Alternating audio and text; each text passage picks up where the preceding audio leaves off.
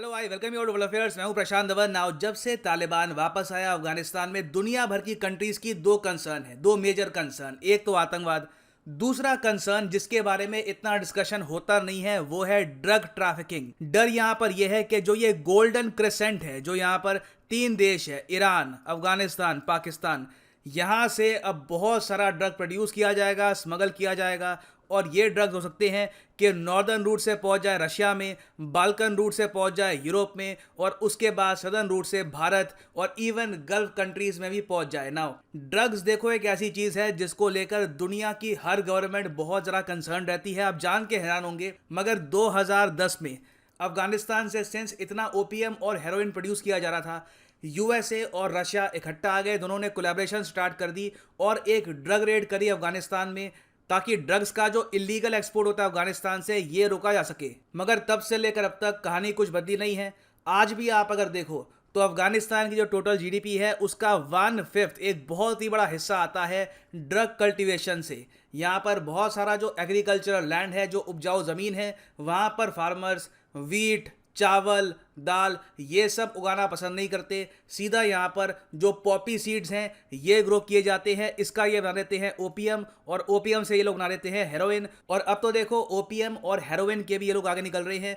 दुनिया भर में वेरियस टाइप के ड्रग्स जिसकी डिमांड आ रही है वो अफगानिस्तान आज के समय प्रोड्यूस कर रहा है। और यूएसए ने पिछले 20 सालों में, मैं आपको ये बता दूं, $8 बिलियन खर्च दिए अफगानिस्तान की जो ये ड्रग्स की आदत है ये छुड़वाने में। इन $8 बिलियन के यूएसए ने ड्रग्स डी एडिक्शन कैंप्स खोले अफगानिस्तान में। अफगानिस्तान के फार्मर्स को ये कहा कि ओपीएम उगाना छोड़ दो, और भी चीज़ें होती हैं वो उगाओ, वो एक्सपोर्ट करो।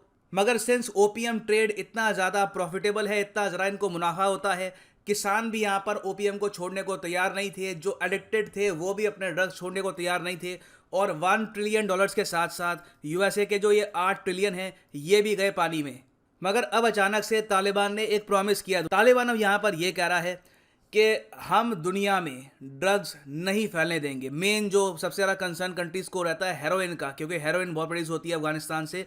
तो ये लोग कह रहे हैं कि हेरोइन की सेल हम बिल्कुल बंद करवा देंगे, हेरोइन हमारे देश में उगेगा भी नहीं, और ऑल टुगेदर हमारा देश कंप्लीटली ट्रांसफॉर्म हो जाएगा। मगर जो अर्थशास्त्री है दुनिया भर में वो कह रहे हैं कि इसका उल्टा होने वाला है।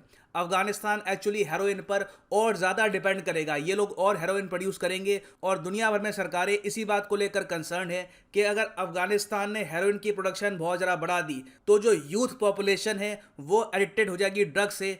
और कल को जो नौजवान एक महान साइंटिस्ट, ओलंपिक गोल्ड मेडलिस्ट बन सकता था, वो यहाँ पर बन जाएगा एक ड्रग एडिक्ट। ना क्वेश्चन यहाँ पर यही आता है कि सही बात यहाँ पर कौन बोल रहा है? क्या तालिबान जेन्युइनली बिना ड्रग्स बेचे सरवाइव कर पाएगा, या फिर अर्थशास्त्री यहाँ पर सही कह रहे हैं कि अभी आप देखिएगा कि ये इतनी हेरोइन प्रोड्यूस करेंगे कि दुनिया भर में हेरोइन के जो प्राइसेस हैं ये क्रैश हो जाएंगे, सप्लाई हर जगह बहुत ज़्यादा बढ़ जाएगी। ये सब डिस्कस करने से पहले आपसे मैं एक क्वेश्चन पूछूंगा। United Nations office on drugs and crime, इसके हेडक्वार्टर्स कहाँ पर लोकेटेड हैं? ऑस्ट्रिया, स्विट्जरलैंड, यूएसए या फिर जर्मनी? कमेंट सेक्शन में करिए आंसर। सही आंसर मैं आपको दूंगा वीडियो के अंत में। नाउ यहाँ पर आप एक बहुत ही बेसिक क्वेश्चन पूछ सकते हैं कि सर हमने सुना है कि ओपीएम बहुत ग्रो करते हैं अफगानिस्तान में, तो ओपीएम और ये हेरोइन में फ़र्क क्या होता है? देखो, ओपीएम से ही हेरोइन बनता है, एक काफ़ी लंबा प्रोसेस होता है ये अपने आप में। धीरे धीरे तालिबान के अंडर अफगानिस्तान में जो बहुत सारे वर्कर्स हैं, फार्मर्स हैं, उन्होंने ओपीएम से हेरोइन बनाना सीख लिया है। और अफगानिस्तान की सोसाइटी में प्रॉब्लम ये है कि जो फार्मर्स ओपीएम ग्रो करते हैं वो खुद ही इससे एडिक्टेड है, इनको खुद इससे लत लगी हुई है। तो ना ये ओपीएम छोड़ना चाहते हैं, ना ओपीएम की जो खेती है ये लोग ये त्यागने को तैयार हैं। और हाल ही में यूएन ने अपनी रिपोर्ट में ये बताया है कि पिछले कई सालों में ओवरऑल जो अफगानिस्तान की पूरी धरती है वहाँ पर ओपीएम की कल्टीवेशन 37% बढ़ चुकी है। और इस ओपीएम की कल्टीवेशन से अफगानिस्तान की इकोनॉमी को हर साल आते हैं 3 से लेकर $4 बिलियन इनके जीडीपी में। अफगानिस्तान की जीडीपी बाय द वे पता कितनी है? सिर्फ $19 बिलियन, जबकि इनकी आबादी है 3.8 करोड़। इसके कंपैरिजन में नेपाल की जीडीपी है नॉमिनल टर्म्स में 36 बिलियन और इनकी आबादी है 2 करोड़ 80 लाख के आसपास।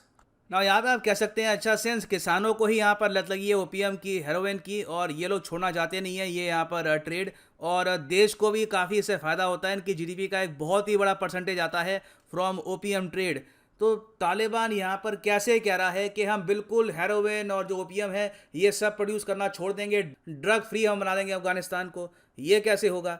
देखो, एक तीसरा पॉइंट मैं एक और ऐड कर लेता हूं, उससे आप समझ जाएंगे यहाँ पर कि तालिबान के जो भी वादे हैं ये खोखले हैं और ये लोग ड्रग्स पर जो अपनी डिपेंडेंस है ये कम नहीं कर पाएंगे। अफगानिस्तान के पास जो टोटल ग्रॉस नेशनल इनकम आती है जिससे ये लोग अपनी सरकार चलाते हैं, उसमें से 22% जो पैसा है ये आता है चंदे का, ये आता है एड का। कुछ पैसा देता है यूएसए, कुछ देता था जर्मनी, फिर फ्रांस देता था, कुछ $1 मिलियन आते थे फ्रॉम इंडिया। ये सब पैसा इकट्ठा होता था और फिर यहाँ पे बनता था अफगानिस्तान का बजट। अब तालिबान आज के समय अफगानिस्तान की सरकार चला रहा है। अब इनको गोलियां तो चलानी नहीं है यहाँ पर, अब उससे भी मुश्किल काम है सरकार चलाना, बजट बनाना, नीतियां बनाना, किसको कहाँ रोजगार दें, किन लोगों को कहाँ पर काम पे लगाएं। ये अपने आप में एक बहुत बड़ा चैलेंज है तालिबान के लिए।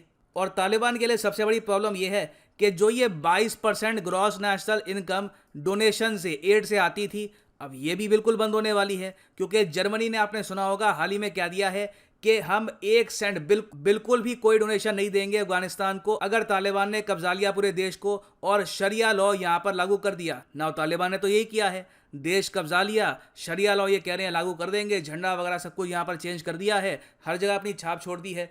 तो इनको फंड्स की तो कमी आने वाली है। आईएमएफ ने भी कह दिया है कि जो फाइनेंशियल असिस्टेंस ये लोग प्रोवाइड कर रहे थे अफगानिस्तान को, ये इमीडिएट बेसिस पर हम रोक देंगे। इंडिया भी तालिबान को पैसे नहीं देने वाला।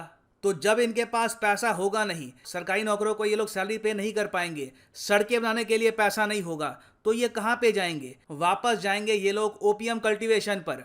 फिर से ये लोग ड्रग्स बनाना स्टार्ट कर देंगे, उल्टा बड़ी मात्रा में ड्रग्स प्रोड्यूस करेंगे, हेरोइन यहाँ पे प्रोड्यूस करेंगे और ये हेरोइन लिटरली फ्लो करेगा पूरी दुनिया में और दुनिया भर का यूथ यहाँ पर बर्बाद होगा। हाँ, यहाँ पर मैं ये कहूँगा कि एक पॉसिबिलिटी है कि अगर चाइना जिस तरीके से पाकिस्तान की इकोनॉमी को लिटरली डूबने से बचा रहा है, हालांकि उसको डेट ट्रैप में ही फंसा रहे हैं वो अलग बात है, मगर एटलीस्ट पाकिस्तान की इकोनॉमी को डूबने से बचा रहा है, उनको लोन देकर, इनके यहाँ प्रोजेक्ट बनाकर, नौकरियां देकर लोगों को, उसी तरीके से अगर चाइना ग्रैंड स्केल पर बड़ी इन्वेस्टमेंट करता है अफगानिस्तान में तो इस देश का कुछ भला हो सकता है। मगर प्रॉब्लम देखिए यहाँ पर यही है कि अफगानिस्तान के साथ चाइना अगर आज के आज समझौता कर ले कि हम आपके देश में 50 बिलियन, 100 बिलियन, जितने भी बिलियन निवेश करेंगे, तो इस पर काम शुरू होने में भी आराम से अभी 1-2 साल लग जाएंगे और प्रोजेक्ट्स पर भी प्रॉपर्ली इन्वेस्टमेंट अभी पहुंचने में आराम से 4 से लेकर 5 साल लगेंगे। आज तक आप अगर देखो तो सीपेक का बहुत ही बड़ा इम्पैक्ट पाकिस्तान ग्राउंड लेवल पर देख नहीं पाया। लोगों की जो इनकम वगैरह है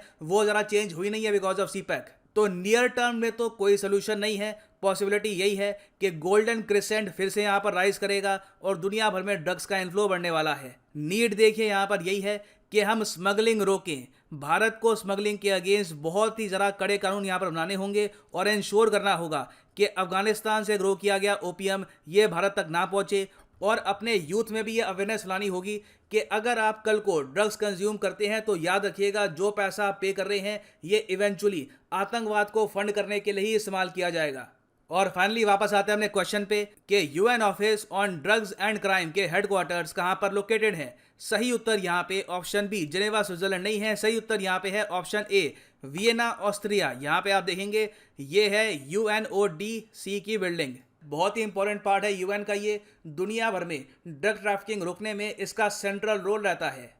और फाइनली यहाँ पर मैं ये भी ऐड कर दूं कि आप किसी भी एग्जाम के लिए प्रिपेयर कर रहे हैं, चाहे UPSC, SSC, bank, any examination, simply जाओ unacademy.com पे, choose the examination of your choice. For example अगर आपको प्रिपेयर करना है यहाँ पे for UPSC CSC, click on UPSC CSC get subscription और यहाँ पे आप परचेज कर सकते हैं प्लस या फिर आइकॉनिक कोर्स। आइकॉनिक कोर्स में खास ये है कि आपको मिलेगा एक पर्सनल कोच जो इंश्योर करेगा कि प्रॉपरली आप ये पूरा कोर्स फॉलो करें, आधे रास्ते में ढीले ना पड़ जाएं। तो जो आइकॉनिक कोर्स है यह आप परचेज कर सकते हैं फॉर 12 मंथ्स, 24 मंथ्स, 36 मंथ्स। मगर जो प्राइस यहाँ पर लिखा है नेवर पे दिस प्राइस, यूज करो यहाँ पे promo code PD10 and the prices will fall. So use the code PD10 and save your money. So इसी नोट के साथ ये है यहाँ पर वीडियो का अंत। Thank you for listening and as always God bless you all.